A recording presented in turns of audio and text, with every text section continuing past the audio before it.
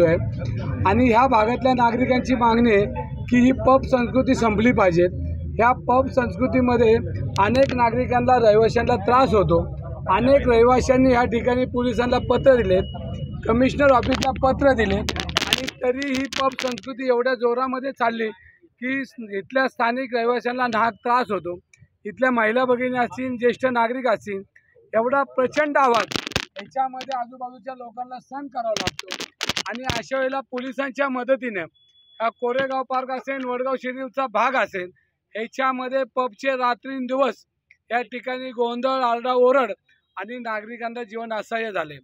काल ज्या पद्धतीनं एका बिल्डरच्या मुलानं 2 निष्पाप बळी याच्यामध्ये गेलेले, त्याच्यामध्ये त्याला अटक केल्यानंतर 151 हा त्याला लागू होतो, तो लागू केला नाही। दुसरा 304 हा महाराष्ट्र पोलीस ॲक्ट प्रमाणे त्याच्यावर कारवाई व्हायला पाहिजे होती। त्याचं वय 17 वर्षे आणि अशा वेळेला त्याला लाल कार्पेट टाकून ह्या ठिकाणी घरी पाठवलं। करोडो रुपयाचा ह्या ठिकाणी काल व्यवहार झाला दादा आणि एवढा मोठा प्रचंड व्यवहार एका जर केसमध्ये होत असेल तर हे police station cream police station आहे। इथले सगळे अधिकारी हे पैसे खाण्यासाठी सोकलेले आहेत आणि म्हणूनच आज गोरगरिबांचा जीव या ठिकाणी जातोय। कुठल्याही तक्रारी नागरिक घेऊन आले या ठिकाणी, त्या ठिकाणी नुसती पैशाची मागणी होती आणि ह्या ठिकाणी बिल्डर लाईन मोठ्या प्रमाणात असल्यामुळं ह्या ठिकाणी पैशाच्या शिवाय दुसरं काही चालत नाही। गोरगरीब लोकांना ह्या ठिकाणी रस्त्यावर थांबवलं जातं आणि बिल्डर लोकांना खुर्ची मिळते, गुन्हेगारांना खुर्ची मिळते। अशा परिस्थितीमध्ये जर ह्या प्रशासनाने ज्या पद्धतीने कालचं प्रकरण हाताळलं, ह्याच्यामध्ये तिच्या वडिलांना कालच गुन्हा दाखल व्हायला पाहिजे होता आणि आपल्याकडे जर अल्पवयीन असेल आणि आईवडिलांनी जर त्याच्या हातामध्ये चावी दिली असेल तर त्यांच्यावर पहिला गुन्हा दाखल कालच व्हायला पाहिजे होता आणि 151 प्रमाणे त्याचं वय 16च्या पुढे 304 IPS प्रमाणे त्यावर गुन्हा दाखल झाला असता तर तो बाल सुधारगृहामध्ये त्याची रवानगी व्हायलाच पाहिजे होती।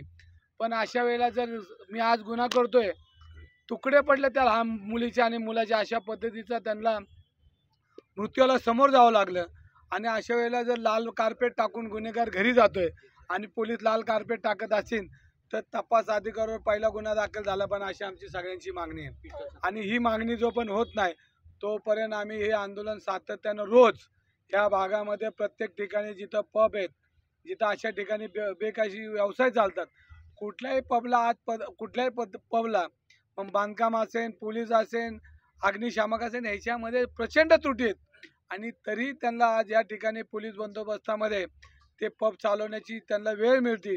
मी मागच्या वेळेला बोललो की एवढी मोठी वेळ वाढून देऊ नका तुम्ही। मी विनंती पत्र कमिशनरांना दिलं की अशा पद्धतीनं पुण्यामध्ये आमची तरुणाई ही नसते नाबूद होण्याचं काम, तुम्हाला महसूल मिळत असेल पण आमची तरुणाई नसते नाबूद होण्याचं काम हे प्रशासन, हे शासन करते। ह्याचं आम्ही वारंवार विधानसभेमध्ये बोललो आहे, रस्त्यावर बोललो आहे, कमिशनरला पत्र दिलं आहे आणि 1:30 नंतर जरी असेल तर 5-5 पाठवायचे पण हे पब चालत आहेत आणि नुसतंच पहिल्या दिवशी आले कमिशनर, आपल्याला वाटलं की गुन्हेगारांची परेड केली, आता पुण्यामध्ये सगळं सुजलाम सुफलाम होईल, कसलं काय दुसऱ्या दिवशी ते रील चालू झाले गुन्हेगारांचे।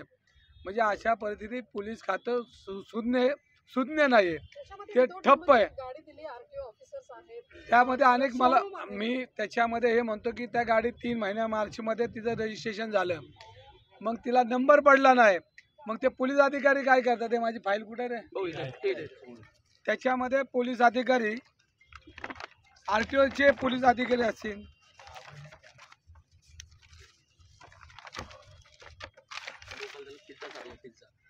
ह्याच्यामध्ये पोलीस अधिकारी असतील, त्यांच्या अधिकाऱ्यांनी त्या गाडीचं रस्त्यावर कशी आली, त्या कंपनीने ती गाडी कशी दिली आणि हे करत असताना ह्याच्यामध्ये ह्या भागामध्ये 2 पोलीस अधिकारी हे सगळे पब चालवतात। मग एक शिवरकर असेल, पालवे असेल, कोण आहे ते मला नावं आलेले आहेत, तर यांच्या मदतीने मोठ्या प्रमाणामध्ये पब चालत आहेत।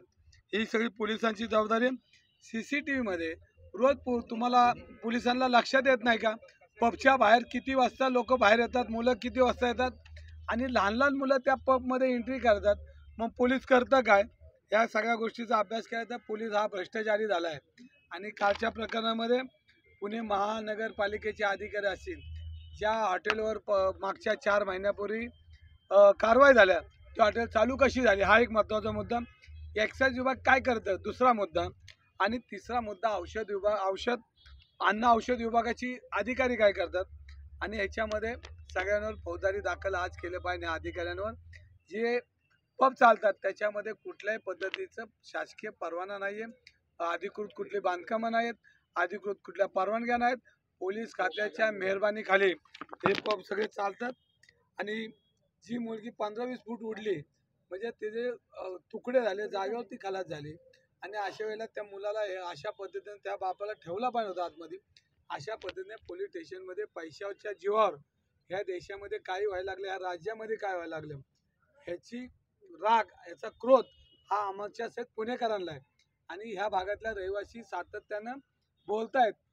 कॅन्डल मोर्चा बी त्यांनी या ठिकाणी काढलेला होता पूर्वी, आजही काढला, ह्याच्यापूर्वी बी काढला होता. म्हणजे प्रशासन ठप्प झाले, पोलीस खाते याच्यामध्ये पैसे खातात. रात्री करोडो रुपयाचा व्यवहार या ठिकाणी झालाय. आणि सन्मानाने जसं काय त्यांनी काहीतरी एखादा मोठा सुवर्ण पदक घेतलं, अशा पद्धतीने आईवडिलांनी त्याला घरी नेलाय. म्हणजे ही पद्धत चुकीची आहे. पोलीस खात्याचं नामुष्की आहे. पोलीस खातं चुकीचं काम करतात. आणि हा फौजदारी हे येरवडा पोलीस स्टेशन भ्रष्टाचाराचा अड्डा झालेला आहे. ह्याची मी कल्पना तुम्हाला देतोय, सगळ्यांना देतोय.